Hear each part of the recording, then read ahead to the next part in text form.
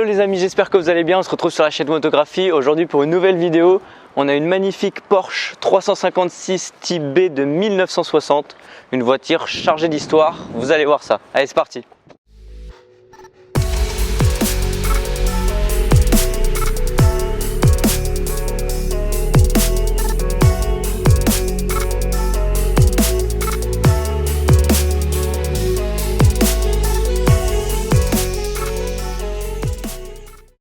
La Porsche 356 est le troisième modèle développé par la marque Porsche. Elle a été conçue par Ferry Porsche sur la base mécanique de la coccinelle par souci d'économie.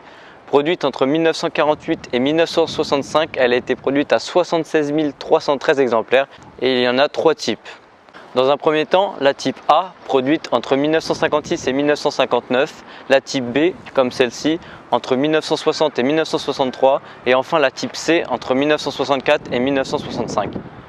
Le moteur de la 356 est un 4 cylindres à plat, essence, refroidi par air, de 1,1 litre à 2 litres, et la transmission se fait par les roues arrière.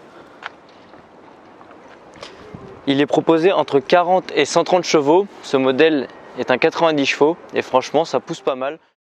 Contrairement à la type A, sur le modèle B, on peut retrouver normalement, car là le premier propriétaire les a enlevés, des pare-chocs à l'avant, rehaussés de 10 cm, par rapport à la type A. À l'arrière, ils ont été enlevés également. Regardez, on peut voir les encoches juste ici. Donc il y a des pare-chocs.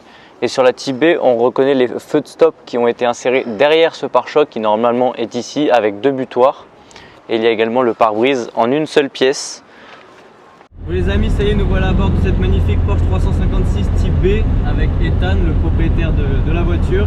Qui d'ailleurs, je ne sais pas si vous le reconnaissez, c'est lui qui m'avait prêté la Tesla Dual Motor. Si vous n'avez pas vu la vidéo, je vous mets la petite fiche juste ici. Et puis je vais laisser parler Ethan un petit peu de ce modèle. On l'a acheté en Californie. C'est une seconde main. Ce qui est rare. Et vous l'avez acheté en quelle année? On l'a acheté l'année de ma naissance, en 2004. On l'a acheté en 2004, ça fait 16 ans qu'on l'a. Et c'est notre petit bijou qu'on laisse ici.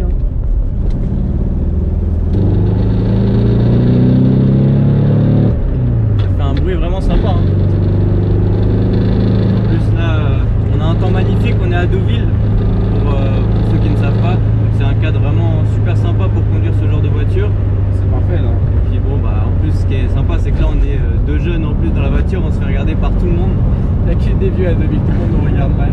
C'est sûr. C'est pas grave, c'est agréable. Alors ce qui fait la rareté de ce modèle également, c'est vraiment que Ethan me disait tout est d'origine sur la voiture. Donc, ce qui fait qu'il n'y en a plus beaucoup qui sont dans leur jus comme ça. Et niveau prix, tu peux me dire à peu près combien ça coûte un modèle comme ça? Aujourd'hui, un modèle d'origine de 1960 comme celle-ci est estimé aux alentours des 90 000 euros.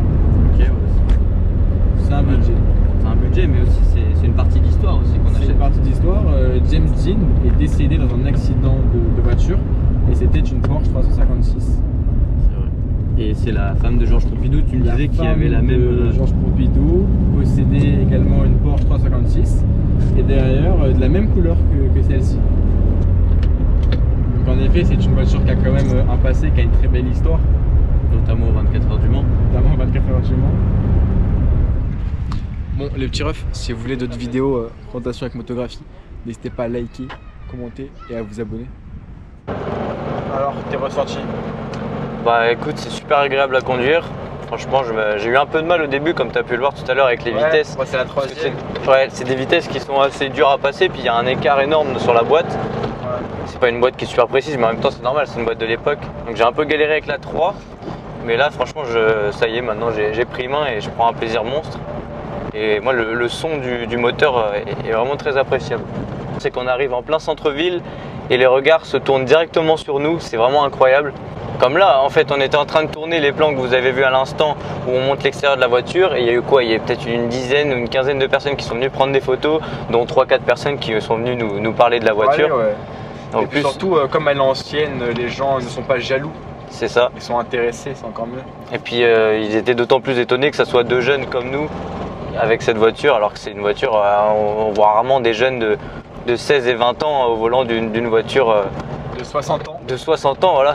Tout à l'heure, je parlais de la difficulté à passer les vitesses, mais je voulais aussi dire que c'était une boîte à 4 vitesses pour ceux qui ne le savent pas. Ouais.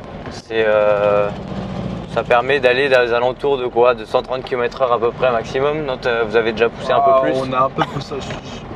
Je pense qu'elle monte à 145.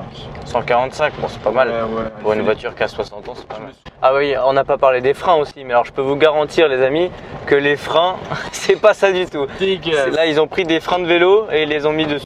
Ah, les freins, c'est un gros point faible de la 356. Ah ça c'est sûr. En même temps, Regardez, là je vais vous montrer, là je vais freiner à fond. Hein.